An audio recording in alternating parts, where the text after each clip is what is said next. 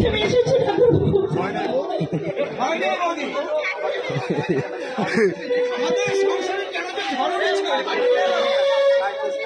তার আমাদের সংসারে কেন যে ঝড় উঠেছে তার একটা কারণ আমি আবিষ্কার করেছি।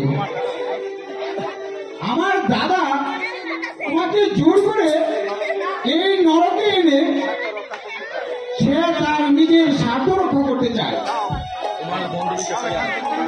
চলো এখান থেকে চলে যাও রাম সিং। তোমার রাম সিং এখন রামের বদলে খাবারও খাচ্ছে মিস্টার বোস।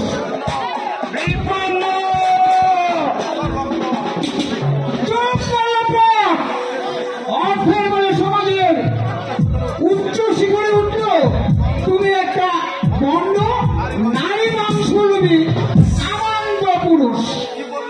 কি বললে? বলছি নারী যদি তো এতই লোভনীয় তাহলে এই পৃথিবীতে দুষ্ট নারীর তো অভাব ছিল না। অপরের স্ত্রীর সঙ্গে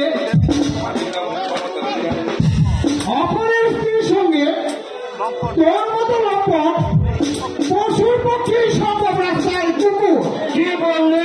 রাস্তার কুকুর? আরে কুকুর বললেও তোকে মর্যাদা দেওয়া হয়। একবার পিছনের দিকে ফিরে তাকালে যে তোমাকে পৃথিবীর আলো দেখিয়েছে সে যেমন তোমার মা, বড় নারীরাও তেমনই কারো মা কারো পত্নী। আর তুমি যৌবনের উন্নত নাই মা ভগ্নীকে ভুলে গিয়ে তাদের নিয়ে তুমি ফুর্তি করতে চাও। তুমি ভুলে যাচ্ছ বিপন্ন আজ আমার এই জন্য তোমার দাদার ভাগ্য খুলে যেতে পারে। মিস্টার বোস পরের বুদ্ধিতে দাঁড় কাক ময়ূর সাজলেও কাকের সমাজে সে অপদার্থ প্রতিপন্ন হয়। Get out! I say get out!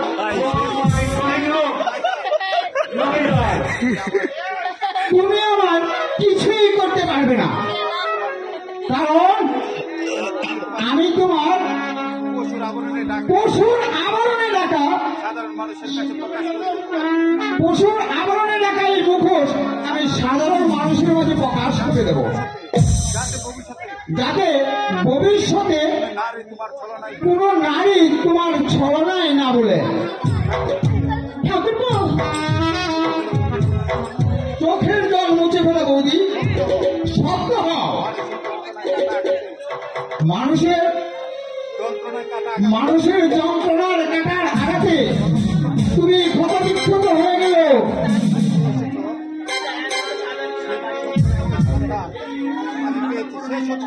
সেই সত্যপথের সন্ধান আমি পেয়েছি। সেই পথের মাঝে দাঁড়িয়ে আজ আমি বলে যাচ্ছি যদি চন্দ্র সূর্য মিত্রে হয় ভগবানে বলে যদি কোনো বস্তু থাকে তাহলে দাদার ভুল একদিন ভাঙবে